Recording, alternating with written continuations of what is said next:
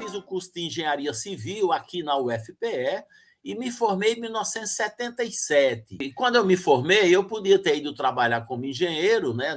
Trabalhava numa empresa de engenharia rodoviária, mas eu resolvi fazer mestrado, né? Não tinha pós-graduação aqui no Nordeste, aqui na UFPE estava começando, né? Após em eletrônica, em física. Então, eu fui para a PUC, no Rio, que tinha, né, a engenharia industrial e tinha a área de transporte, finanças. E aí, em 78, eu fiz o mestrado, de 78 a 80, né, era um mestrado, normalmente a gente fazia em 3 anos. Terminei o mestrado e voltei para Recife e fiz o concurso, né, e entrei na universidade como professor do Departamento de Engenharia Civil na área de transportes. Passaram-se 4, 5 anos e a universidade botou a gente sob pressão, não é, para fazer o doutorado, ou seja, você só podia passar de assistente para adjunto se fizesse doutorado. Eu fui fazer o doutorado na França, na École Nationale de Pont-et-Chaussée, que é uma escola de engenharia, né, bem tradicional. Aí Rômulo foi lá em casa e a gente tomou um vinho e ele disse: olha, Anísio, nós criamos a Ampet e Rômulo era um cara assim muito ativo, né? E hiper, assim, criou a associação dos ex-alunos, dos brasileiros na França. Então, criamos a Ampet, uma associação de professores, né, da universidade. Aí eu disse: que legal. 91, eu volto para Recife, me instalo. Era aí, já estava assim, super sintonizado com o CLATPO, né? Que é o Congresso Latino-Americano. Aí eu recebo um telefonema de Minas, né? Eu acho que é do Dimas ou é do Paulo de Tarso, que eram 2 professores, né? Lá da UFMG, que estavam organizando o Congresso da Ampet de 1900 o 5º Congresso da Ampet, que era o Congresso, aí está aqui, ó. Eu tenho aqui Ampet 1991. E o Paulo de Tarso entrou comigo: olha, meu nome é Paulo de Tarso, eu sei que você é Anísio. E aí o Paulo de Tarso me chamou para ir para o Congresso da Ampet, mas era em junho, já não dava tempo de mandar trabalho, eu não tinha dinheiro, né? Não tinha como pagar eu ir. Então eu agradeci, mas não fui para a Ampet em BH. Eu fui para o CLATPO, né, que aconteceu em Santiago do Chile, mais ou menos em novembro, né? E o Ampet ela era muito próxima do CLATPO, né? Mas o que eu quero dizer é que a presença de Luiz Ribeiro, que era um engenheiro, não é, do GEIPOT, esse foi muito importante. Quando eu assumi a diretoria da Ampet, né, e a presidência da Ampet, em 98, eu acho, 97, o Luiz Ribeiro foi o secretário. Então, a gente tinha um problema tinha que instalar a sede da Ampet no lugar físico, porque a Ampet tinha que existir com CNPJ. Então, eu acho que o primeiro CNPJ da Ampet foi o do GEIPOT. O Luiz Ribeiro conseguiu lá com a diretoria, que era um pessoal bem bacana, que instalar oficialmente a Ampet na sede do GEIPOT, que é Ministério dos Transportes, em Brasília. Então a gente tinha uma relação muito forte com o GEIPOT. Esses 9 anos, não é, de congresso, que eu me vivi intensamente, eu anotei 8 pontos, né, que eu acho que são marcantes da nossa trajetória. Ponto número 1, uma aproximação muito grande da Ampet com a EBTU no início e com a ANTP. A gente fazia um congresso anual e a ANTP fazia um congresso bianual. O congresso da ANTP era um congresso voltado para os órgãos gestores, não é? O pessoal que está no dia a dia da operação do transporte na cidade.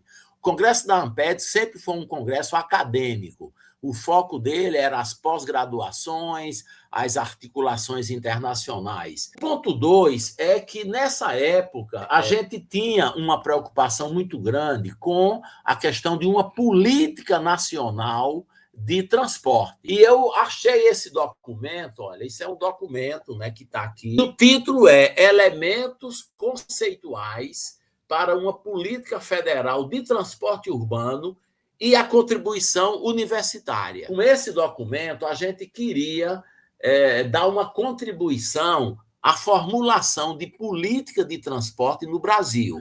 Então, nessa época, surgiu uma coisa importante, que foi o PRODENGE, o Programa de Desenvolvimento das Engenharias, PRODENGE. O PRODENGE ele tinha duas ramificações. Era um subprograma de rede de cooperação de pesquisa, chamado RECOP, e um subprograma do REENGE, que era o ensino de engenharia. Como é que você reorganiza o ensino das engenharias? Não era só transporte, era um programa de desenvolvimento das engenharias, e isso foi uma ação da ANPET. Terceiro ponto, a questão do ensino. Isso era uma coisa muito forte. Todo o congresso da ANPET tinha uma mesa ligada à questão do ensino. E a gente coordenou aqui no Nordeste o que a gente chamou o Ensine, ENSINNE. Eu tenho essa documentação, essa experiência de organizar encontros por região para tratar do ensino, a gente só conseguiu fazer isso no Nordeste. A gente tentou no Sul, tentou no Sudeste, não conseguiu. Então, a gente montou esses encontros, né, do Ensine para discutir a questão da graduação dentro da engenharia civil, a discussão sobre o perfil do profissional que vai trabalhar com transporte, a discussão sobre a criação de uma graduação em engenharia civil, né? Engenharia de transportes. O quarto ponto foi o fundo setorial, né, que eu já falei.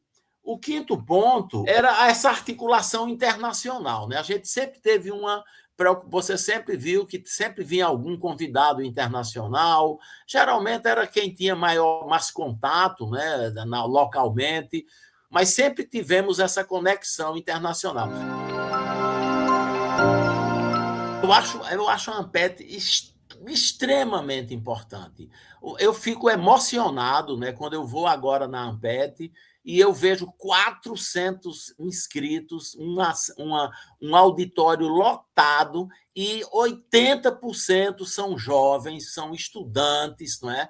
São professores que ingressaram há pouco tempo na universidade. É um espaço de agregação, certo? De rede.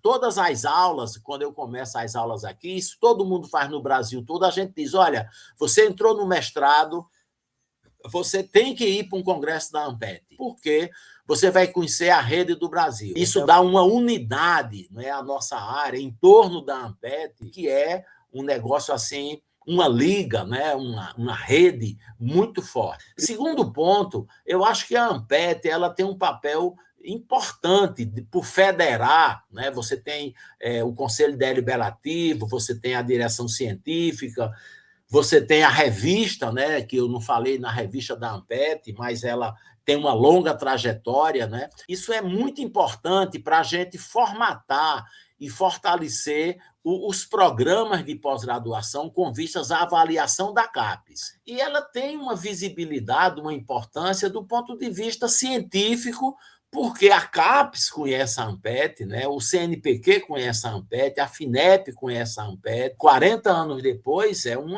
eu acho que é um motivo, né, de orgulho e de comemoração e muito importante, sabe? A gente viveu uma pandemia, então a gente tem uma crise estrutural nas cidades hoje muito grande.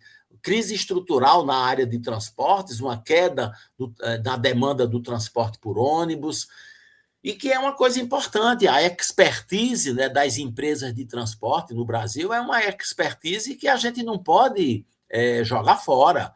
Então, quando você tem a desestruturação do transporte público, né, queda de demanda, tempos de viagem elevados, né? A população ela tem que se virar, porque ela precisa trabalhar. Então surge o sistema, a moto, né? E essas desregulamentações, esse problema sério de acidente, não é? Então você tem um problema de crise, né, urbana, de perda, de melhoria de qualidade de vida. Então eu tenho trabalhado um pouco nessa área, né, que é repensar o modelo de gestão das cidades dentro de uma visão mais participativa dos atores sociais, não é?